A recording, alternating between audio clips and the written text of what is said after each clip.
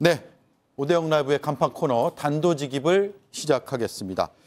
수요일의 정치 고수 우상호 전 민주당 원내대표, 김성태 전 자유한국당 원내대표 두 분 나와 계십니다. 어서 오십시오. 예, 안녕하세요. 네, 일주일 진짜 빠른데 이슈의 흐름은 더 빠른 것 같아요. 첫 번째 이슈 이수진 앵커가 브리핑을 해드리겠습니다. 우려와 실망을 해결하고 극복하지 못한다면 개혁 추진은 어렵습니다. 역설적으로 그런 우려와 실망을 해결하고 극복한다면 개혁 추진은 정말 제대로 힘을 받을 수 있을 겁니다. 한동훈 대표 벌써 취임 100일을 맞았습니다. 강강, 약. 강한 사람 앞에서 강하고 약한 사람 앞에서 약한 보수. 한동훈 대표가 내세운 보수의 새 지향점인데요. 그런데 기자회견 내용을 뜯어보면 진짜 강한 사람은 살짝 피해갔다 이런 느낌이 듭니다. 당의 가장 엄중한 리스크가 바로 김건희 여사 문제인데 김건희 여사에 대한 직접적인 언급.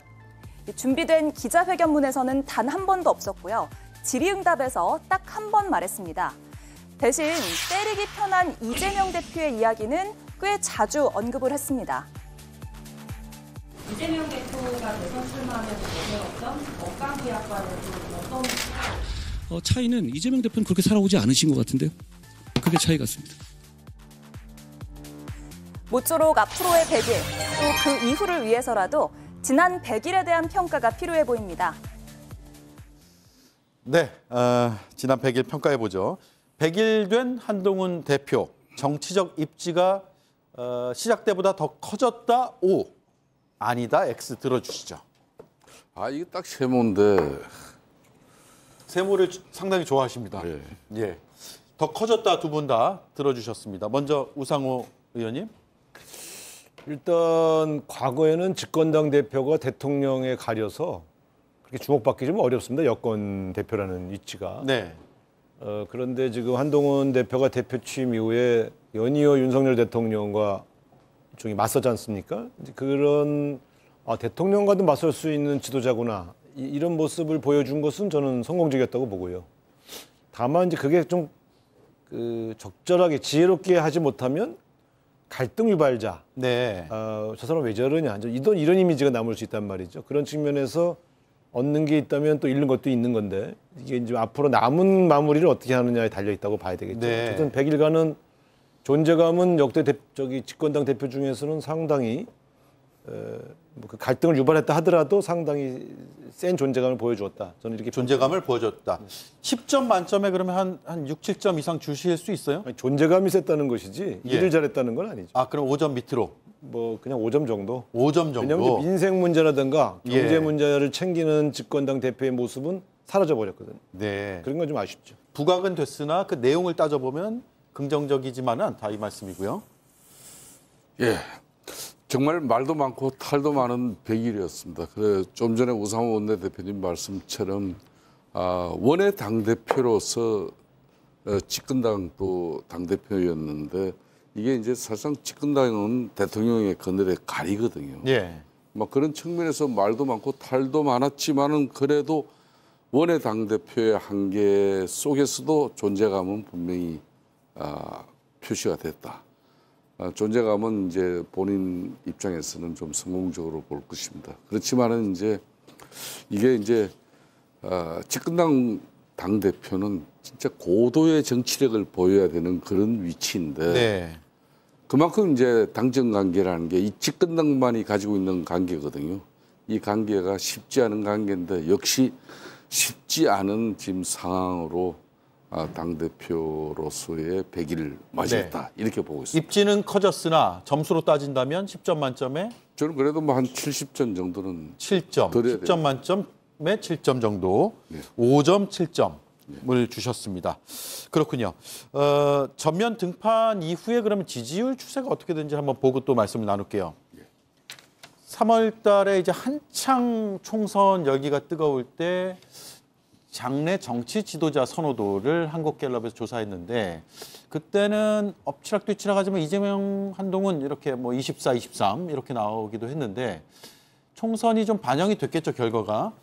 그리고 나서 7월 4주를 보면 또 살짝 좁혀졌어요. 저 때가 아마 전당대회 결과가 나온 그때로 보이고, 그런데 취임을 하고 나서부터는 좀 추세적으로는 좀 떨어졌다. 이재명 대표하고는 격차가 벌어졌다라고 볼 수 있습니다. 그러니까 지난 100일이 입지는 어느 정도 확인이 됐으나 장내 지도자로서의 입지까지 굳히는 데는 좀 한계가 있지 않았냐 이런 생각이 들거든요. 어떻게 보세요?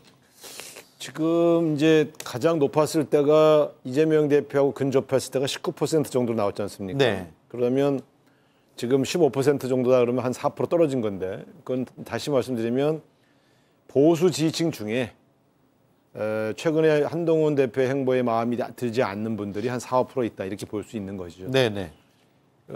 보수 지지층이 전체적으로 한 50% 이상 빠져나가는 게 아니다 하는 점에서는 상당히 이 지도자로서의 입지를 굳힌 겁니다. 아, 그래요? 왜냐하면 지금 국면이 되게 갈등 국면인데도 저 정도 나온다는 거는 한동훈 대표에 대한 대권 후보로서의 기대가 여전히 남아있다 이렇게 봐야 되는 것 같고요. 또 역으로 말하면 한동훈 대표를 빼고 마땅한 다음 대권 후보가 보이지 않으니까 일시적으로 한동훈 대표를 보호하려고 하는 그런 보호 본능도 저 지지율에 반영돼 있다. 저는 이렇게 보거든요. 네. 그래서 좀 낮은 지지율이 아닙니다. 사실 차기 지도자, 차기 주자 15% 이렇게 나오는 것은 네. 상당히 높은 겁니다. 그러네요. 7월 전당대회 당시에 이제 한동훈 대표의 득표율은 한 64% 정도 됐지 않습니까? 뭐 그런 측면에서 물론 이제 당원들과 국민들 그 표심의 차이는 있었지만은 지금 현재 상황은 아무래도 당원들 전통적인 좀 우리 당의 좀 아주 오랜 충성스러운 지지층에서는 좀 한동훈 대표 지지층에서 조금 이제 이탈된 부분이 있어요. 예. 요 근래 이제 또 지난 10월 20일 윤석열 대통령과 용산에서 차담의 결과가 좋지 않았지 않습니까? 그리고 이제 아무래도 당정 관계를 좀 대하는 이 관계가 좀 거칠어 보이는 그런 모습 때문에 오늘도 사실상 여의도 국민의힘 당사 앞에는 상당히 격렬한 그 반대 집회가 있었어요. 네. 그럴 정도로 이제 그런 논란은 빚고 있습니다만은 그래도 한동훈 대표 입장에서는 과거 수직적인 당정 관계로 우리 국민들에게 집권당이 뭐 제대로 역할을 하는 당이냐 이런 비판에서 그래도 이제 수직적인 당정에서 수평적인 당정 관계로 이렇게 패고 있기 때문에 뭐 그런 측면에서는 좀 상당히 그 과거의 인식하고는 달라진 당의 모습으로 네. 보는 인식은 분명히 만들었습니다. 알겠습니다. 자, 두 분 다 정도의 차이는 있지만 비교적 긍정적으로 100일을 평가해 주셨는데, 자, 그러면 오늘 기자회견 내용을 좀 따져보죠. 바로 질문 드릴게요. 김 여사 문제에 대해서 회견문에 지금 담지 않았거든요. 그래서 강강약약이 보수의 가치다라는 취지의 주장을 했지만 정작 까놓고 보니까 강약, 약강 아니냐. 뭐 이런 아까 이수진 앵커의 브리핑도 있었는데 취임 100일 메시지는 비판이 상당히 무뎌졌다. 기존에 비해서. 무뎌졌다면 O, 아니다 X 들어주시죠. 무뎌지지 않았다. 와, 예상과는 계속 달리 가고 있습니다. 우상호 의원님.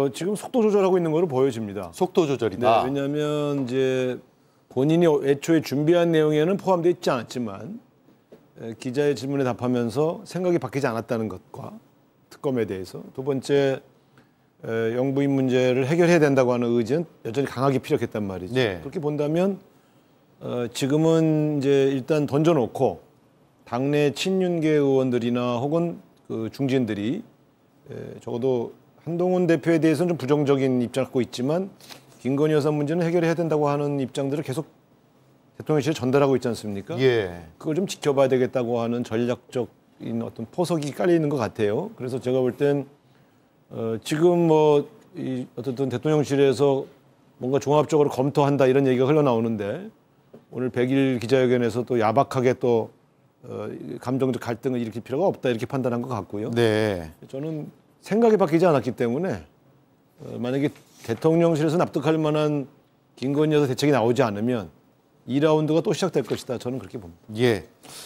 직접 먼저 꺼낸 게 아니라 질문에 답을 하는 방식으로 기존의 입장을 그대로 되풀이했다. 그래서 속도 조절이다. 이런 의견이시고요. 헌정 역사상 집권당 당정 관계에 있어 가지고 아마 이렇게 대척점이나 각을 많이 세운 그런 당 대표, 아마 지금 한동훈 대표가 이번에 분명히 특히 이제 보수 우파 진영의 정당 당정 관계로서는 기록을 지금 세우고 있어요. 예. 우리 헌정 역사상 이런 경우는 없어요. 네. 그만큼 이제 대통령을 배출하고 나면은 사실상 당이 말은 수평적으로 당정 관계를 가지면서 뭐 당이 그래도 국민들의 목소리를 대변하는 그런 중심에 서야 된다 이래 하지만은 실질적으로는 대통령 국정 운영에 당은 보통 묻히기 마련이거든요. 네. 막 그런 측면에서 지난 10월 21일 차담회를 통해 가지고 한동훈 대표가 3가지 요구한 그 딴 사람도 아닌 대통령의 아내 영부인을 직접 뭐 공개 활동을 중단시켜라. 그리고 긴거리 여사와 가까운 그런 대통령실의 인적 라인들 인사쇄신해라. 그리고 지금 한간에 떠도는 의혹 이 부분에 대해서 적극적으로 임해라. 뭐 네. 이런 거 상당히 그 어느 하나도 사실상 대통령에게 아무리 집권당 대표지만은 갖다 들이대기는 참 어려운 문제였거든. 그런 문제를 이제 갖다 들이댔기 때문에 지금 뭐 약한 모습으로 이렇게 강한 사람 강하고 약한 사람 약하고 뭐 이런 게 뭐 그런 비판에서 약한 사람한테 강했다 이런 비판을 받기까지는 아니에요. 그런 비판은 좀 과하다. 네, 예. 자, 두 분 다 의견이 일치하셨기 때문에 제가 더 이상 추가 질문 안 드릴게요. 저는 왜냐하면 지금 야당에서 뭐 나오는 얘기는 너무 약한 거 아니냐.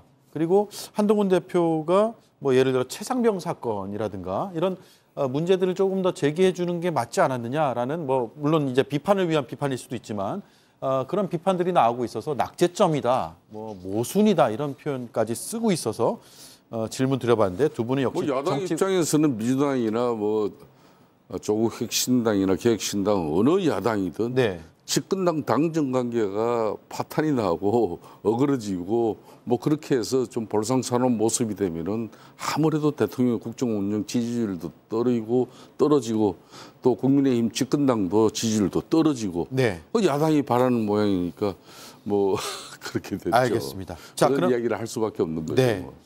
그렇죠. 근데 어쨌든 두 정치 고수분의 분석이 비슷해서 제가 드린 말씀이고요. 네. 자, 그렇다면 마지막 OX를 드리겠습니다. 윤 대통령은 결국 한동훈 대표의 손을 잡을 것이다. O. 아니다. X. 들어주시죠. 아, 드디어 갈렸습니다. 네. 먼저 X부터 들어보죠. 지난번 그 회동을 계기로 윤석열 대통령과 한동훈 대표 사이는 완전히 끝난 겁니다. 완전히 끝났다고요. 그러니까 감정적으로도 완전히 갈라쓴 것이고요. 또 이제 정무적으로 절충과 타협을 시도한 것조차 거부된 거 아닙니까? 예. 그러니까 이제는 뭘 해결하더라도 한동훈 대표의 이야기를 받아들여서 해결한 것처럼 보이지 않겠다고 하는 걸 분명히 보여준 거예요. 그러니까 설사 일부 김 여사 문제에 대한 대책이 나온다 하더라도 그는 대통령과 대통령 부인이 민심을 바라보고 적극적으로 반응하기 위해 한 것이다라고 포장하는 것이지 한동훈 대표에게 밀려서 한다 이런 생각은 전혀 없는 것이죠. 그렇게 본다면 이 두 분 사이는 그러니까 정무적으로 뭐 봉합도 하고 뭐 겉으로 그럴듯하게 정무적으로 치장할지 몰라도 제가 볼 땐 두 사람 사이는 이제 끝난 것이다. 그래서 윤석열 대통령이 한동훈 대표를 다시 손 잡아줘야 할 이유도 없고 또 한동훈 대표는 이번에 냉랭한 자기 옛날 형님 봤지 않습니까?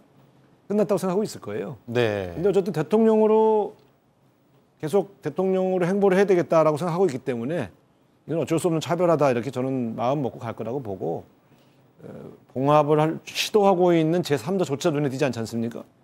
끝난 겁니다. 끝났다.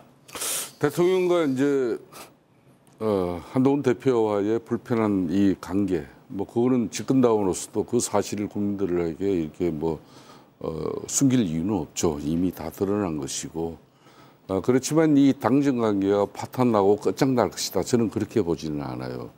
상당히 불편하고 힘든 관계지만은 이렇게 불편하고 힘들고 어려운 관계가 계속되면은 결국은 다음 2026년도 지방선거 실패할 것이고 그다음 2027년 대선에서도 우리는 정권 재창출이 어려질 수 있죠. 네. 그러면은 그 책임은 대통령만 지느냐? 우리 당도 같이 지거든요. 그러니까 대통령은 국정 운영에 책임을 져야 되지만은 정치의 책임은 집권당인 당인 져야 되는 겁니다. 결국은 두 사람이 다 책임을 질 수밖에 없는 구조이기 때문에 지금은 불편하고 또 어려운 관계로서 상당히 이 관계가 이제 되돌릴 수 없는 그런 정말 불편한 관계로 끝장났다. 이렇게 보는 시각들이 거의 맞아요. 그렇지만은 그렇게 가서는 두 분이 공멸하고 파멸의 길밖에 걸을 길이 없기 때문에 일정 부분 올 연말 이내에 교통정리가 좀 될 거는 되고 한동훈 대표가 요구한 사안들을 꼭 직설적으로 반영하지 않더라도 대통령께서도 이번에 깊게 인식하는 계기는 분명히 만들어졌어요. 그렇기 때문에 김건희 여사의 정치적 리스크 딱 이거 하나 때문에 뭐 이 관계가 지금 틀어지고 이런 건 아니잖아요. 그래도 요 며칠 전에 여야 의정 협의체 구성해서 가장 난관인 그래도 의대 자율적 결정에 따라서 휴학을 결정하게 된 이런 게 이제 정치적으로 좀 우회적으로 풀어가 나가는 과정이라고 보면 됩니다.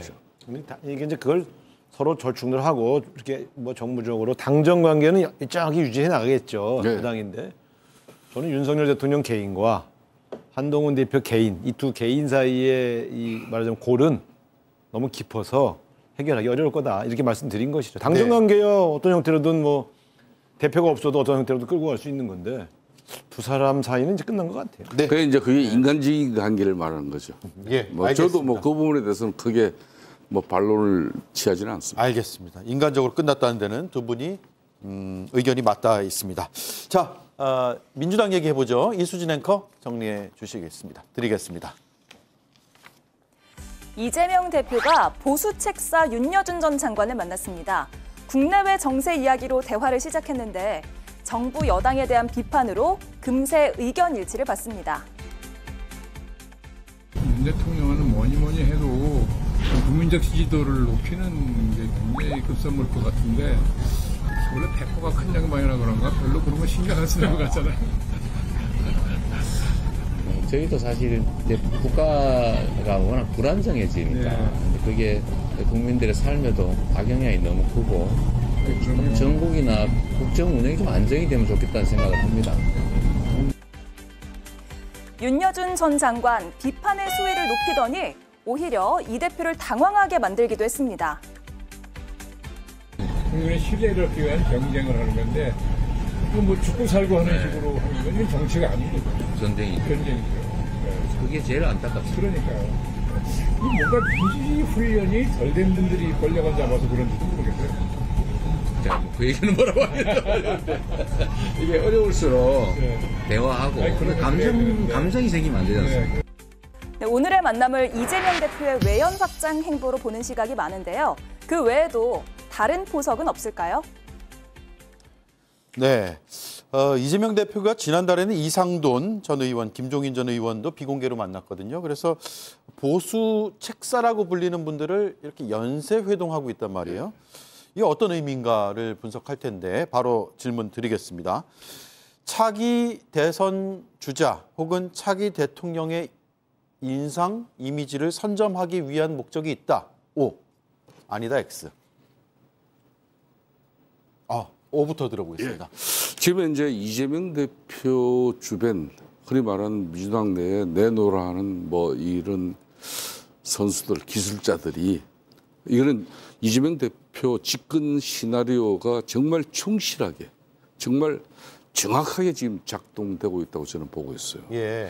뭐 저렇게 되면은 사실상 이재명 대표 입장에서도 큰 실수를 하지 않는 한 또 이제 다음 달 11월 달에 이제 이 사법적 리스크에서 뭐 어떻게 될지는 모르겠습니다만은 지금 현재 상태로서는 이재명 대표 중심의 민주당과 또 측근 인사들의 상당히 집권 뭐 시나리오는 정말 제가 볼 때는 상당히 잘 작동이 되고 있어요. 이거는 이제 지금까지 만난 이상돈, 김종인, 윤여준 전 장관 이런 분들이 다 보수 우파에서 관련되고 또 대통령 만드는 역할을 또 했던 분들이고 뭐 그런 분들인데 때로는 쓴소리도 아끼지 않은 분들이지 않습니까?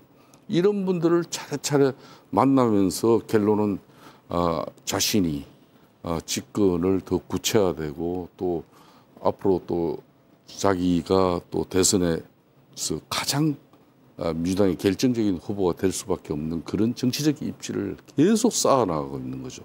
저는 그런 측면에서 정말 잘 훈련되고 잘 정말 지능적으로 지금 이 관계를 만들어가고 있다 이렇게 네. 보죠.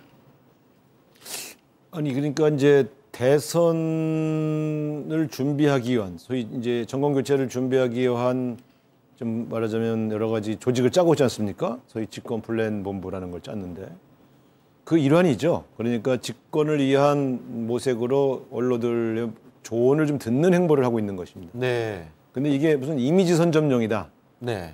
그건 아니다는 뜻이죠. 그러니까 대선을 위한 준비 과정인 건 맞는데 이게 무슨 이미지 창출용은 아니다. 왜냐하면 저분들 만난다고 이미지가 바뀌고 뭐 갑자기 대선 후보 아니었는데 대선 후보로 보이고 이러지는 않는단 말이죠. 네. 그리고 저 세 분은 사실은 지난번 대선 때도 대선 이제 그 전에도 뵀던 분들이에요. 예. 그러니까 아마 지금은 이제 좀 주기적으로 이제 좀 때가 다가오니까 좀 조언 이럴 때 우리는 어떻게 했으면 좋겠는가 또 저분들이 보는 정세 인식은 어떤가 이런 것들을 좀 참고하기 위해서 접촉한 것은 맞는 것 같습니다. 네. 자, 오늘 보도된 여론조사 결과 하나 보죠. 차기 대선 주자 적합도인데 이재명 대표가 45%라는 응답을 받았고요. 한동훈 18.6, 조국 5.6, 오세훈 5.2, 이준석 4.8. 물론 이제 여론조사마다 조금씩 차이는 있겠습니다만 이건 여러 조사 중에 하나일 것이고요. 그런데 어쨌든 이런 조금 일강이 좀 굳어지는 듯한 뭐 단기적으로는 그런 상황을 더 굳히기 위한 행보라고는 볼 수 있을까요? 아니 저는 이제 지금 이 세 분을 만난 게 대선 주자 굳히기에 직접적으로 연결이 되는 문제가 아니다는 거죠. 세 분 만나면 대선 주자 굳혀집니까? 뭐 저도 김종인 박사 만나면 그럼 저도 대선 주자 되나요? 그러니까 제가 볼 땐 만난 것 자체를 너무 침소봉대할 필요는 없다. 그러나 이재명 대표 입장에서는 야당의 대표로서 저런 경륜이 있는 원로들을 만나서 여러저런 조언을 듣는 건 굉장히 중요한 행보죠. 네. 어쨌든 지금 저희 야권에서는 이재명 대표를 능가할 만한 경쟁자는 없어 보입니다.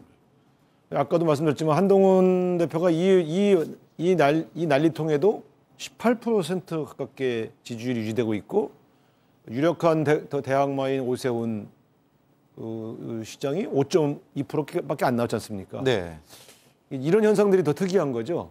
근데 이런 적합도는 사실은 이제 대선을 1년 앞둔 경우 또 6개월 앞둔 경우에도 급격하게도 변동이 오기 때문에 지금 이 자체로는 상당히 야권으로서는 굉장히 기분 좋은 지표입니다만 네. 앞으로 올 몇 가지 변동 과정에서 어떤 변화가 있을지 긴장해야 되죠. 네. 김성태 의원님. 이제 한 보름여 지나면은 1심 선고 결과가 하나씩 나오잖아요. 그렇습니다. 그것도 염두에 둔 행보라고 보세요? 그럼요. 지금 이제 다각적인 포석을 깔고 있는 거죠. 이 집권 플랜 본부. 그러니까 제가 아까 말씀드린 이재명 집권 시나리오가 지금부터 이제 작동되고 있는데 이 지금부터 작동되고 있는 것은 민주당 내부적인 사법 리스크에 그러니까 지금 말씀하신 대로 11월 달부터 이제 재판부에서 이제 선고가 나오잖아요. 예. 이런 사법적인 리스크도 한마디로 내부적인 결속을 계속 공고히 유지하면서도 본인이 차기 이제 정권을 탈환할 수 있는 가장 민주당의 확실한 선수다. 그러니까 이런 걸 과거에 이제 킹메이커들 김종인 위원장이라든지 윤여준 장관 이런 사람을 통해 가지고 나는 이미 뭐 이렇게 공고하게 흔히 말하는 보수 책사라고 일컬어지는 사람들마저도 내가 강범위하게 강폭 행보를 통해서 이렇게 정지 작업을 하고 있지 않느냐. 즉 이 말은 저는 한편으로는 11월 달에 이 사법 리스크를 이렇게 또 대응하는 방식의 하나입니다, 이게. 그러니까 나는 유력차기 확실한 민주당 내 대선 주자니까 사법부, 재판부 당신들도 내 재판 똑바로 해. 이런 메시지가 모의 메시지가 있는 것이죠. 저는 그런 측면에서 45%의 이런 뭐 차기 대선 후보의 적합도를 이렇게 만들어내는 것은 상당히 이재명 대표로서는 상당히 고무적인 뭐 지금 판단을 가질 수 있고 네. 더군다나 이재명 대표 친명 인사 중심의 당 운영 체제는 더욱더 힘을 받고 계속 갈 것이다. 뭐 이렇게 보고 있습니다. 아니 뭐 저희는 사실 저렇게 높은 지지율이 나오면 기분 좋죠. 근데 이제 이재명 대표가 움직이는 모든 움직임을 사법 리스크를 방어하기 위한 것으로 해석하는 건 너무 과도해요. 예. 김종인 박사님이나 윤여준 또 이상돈 이 세 분 만난다고 사법부가 갑자기 유죄 내릴 건 무죄 내려줍니까? 예. 앞뒤가 안 맞는 얘기들이잖아요. 그러니까 이재명 하면 그냥 사법 리스크 이렇게만 씌우려고 하면 행보에 숨겨져 있는 여러 다양한 카드들을 제대로 못 보게 되죠. 그래서 네. 저는 이재명 대표 얘기할 때 항상 사법 리스크 대응 이렇게 얘기하는 건 너무 지나친 프레임이고요. 제가 볼 때 저거는 되게 일반적인 접근법이에요. 그 다음에 이제 예를 들면 한동훈 대표가 또 예를 들어 저분들 만나면 안 만나 주시겠어요? 다 만나 주셔요. 저분들은 보자 그러면 다 만나 주시고 조언하시는 언론들입니다. 네. 그러면 또 그럼 뭐 그분 나름대로 또 다르게 또 해석하겠어요. 그러니까 제가 볼 땐 저 세 분을 만난 걸 너무 과도하게 해석할 필요는 없다. 그러니까 이제 여러분들이 또 한동훈 대표나 뭐 오세훈 시장 누가 만나도 다 만나줄 분들이다 이렇게 하지만은 그런 행보를 먼저 이재명 대표가 몸담고 있는 민주당과 또 핵심 세력들이 저런 그림을 만들어내고 있다는 이 자체가 우리 보수 우파 진영에서는 상당히 심각하게 받아들여야 되죠. 네. 저렇게 발빠른 행보를 통해서 애연 확보하고 또 한편으로는 본인의 이미지 메이킹을 계속 해나가는 그런 작업들이 끊임없이 되고 있다는 거. 이거는 눈여겨볼 만약에 이상돈, 윤여준, 김종인 세 분이 저렇게 접촉을 했는데 자 그럼 나는 이제 앞으로 이재명 후보를 지지하겠소. 이랬으면 이거 발빠른 거고 상당히 큰 성과죠. 근데 만나서 일반적인 전국 조언 듣는 건 그렇게 정책 의미를 크게 부여할 문제가 아니다 이런 거죠. 네. 자 이런 와중에 이재명 대표는 오늘 한동훈 대표한테 공개적으로 오전에 한번 오후에 한번 만나자 회담하기로 했는데 왜 소식이 없냐 이렇게 이야기를 했거든요. 그래서 바로 OX를 드리겠습니다. 이게 시점이 지금 안 잡혀 있어요. 근데 만나기로는 했고 근데 11월 15일에 어쨌든 재판부에서는 1심 선고가 하나 나오기 때문에 그 전에 만날 것이냐 그 뒤에 만날 것이냐는 것은 상당히 궁금해지는 부분이긴 해요. 1심 선고 전에 두 사람은 만날 것이다 O 아니다 X. 처음 세모. 처음이네요. 세모 X. 세모부터 듣겠습니다. 지금 이제 원래 제가 볼 때 한동훈 대표가 이재명 대표가 만나자고 할 때 오케이 할 때는 특별감찰관 문제를 추진할 의사가 있었기 때문에 저는 오케이 했다고 봅니다. 네. 그러니까 그건 이제 대통령실에 대한 압박용이기도 하고요. 또 필요하면 이재명 대표 만나서 특별감찰관 추천을 그냥 합의해버릴 수도 있는 거거든요. 그런데 지금 대통령실에서 이제 김건희 여사 문제 등 한동훈 대표 쪽에서 요청했던 문제라든가 혹은 그 다른 친윤 또 뭐 중진들이 요청한 내용을 가지고 일정한 대책을 논의하고 있다고 보여지니까 속도 조절에 들어갔단 말이죠. 예, 급할 필요가 없다는 속도 거네요. 조절 들어가 있는 상황에서 이재명 대표를 만나는 거는 또 대통령실과 더 큰 갈등을 일으킬 가능성이 있기 때문에 저는 만남 자체를 상당히 유보할 가능성이 크다. 다만 대통령실에서 11월 중순이 돼도 예를 들면 10일에서 15일 사이에 예를 들어 본인이 요구청했던 문제, 여사님에 관한 여러 가지 문제들이 대책들이 거의 나오지 않을 경우 특별감찰관 관련된 논의를 하기 위해서 만남을 주선할 수도 있는 것이죠. 네. 그러나 저쪽의 내용이 굉장히 깊게 준비되고 있다고 판단한다면 굳이 대통령실을 압박하기 위해서 이재명 대표를 만나야 할 이유는 없을 것 같습니다. 네, 알겠습니다. 30초 남았어요. 죄송해요. 한동훈 대표가 이재명 대표를 만난다는 그 자체가 여야관계 개선을 통해서 협치 정국을 통해서 민생과 경제 그리고 뭐 외교 안보의 이 위기를 같이 논의하는 그런 자리로 활용된다면은 누가 걱정을 다들 하겠습니까? 그렇지만 지난 10월 21일 차담의 그날 사실상 대통령께서 상당히 불편한 심기 중에 하나가 대통령 만나자고 독대하자고 그렇게 해서 면담이 이루어진데 그날 대통령 만나기 3시간 전에 이재명 대표 만난다는 그걸 발표를 해버렸어요. 그러니까 당시 용산 입장에서는 대단히 불편한 심정이었죠. 그렇게 한동훈 대표 입장에서는 당정 관계의 어떤 본인의 정치적 입장을 가지고 이걸 뭐 조율한다 그러면 저는 그건 상당히 좀 바람직하지는 않고 네. 그렇기 때문에 좀 상당히 이런 부분은 앞으로 이제 당정 관계가 좀 신뢰가 회복되고 조율되어지고 또 당 내부적으로도 원내대표하고의 일정 부분 많은 교감 속에서 네. 여야간의 당대표 회담을 통해서 협치정국과 또 특별감찰전 뭐 이런 여러 가지 현안이 논의될 수 있기를 바라겠습니다. 알겠습니다. 자, 두 분의 맞서 토론 여기까지 하죠. 다음 주에 또 뵙겠습니다. 고맙습니다.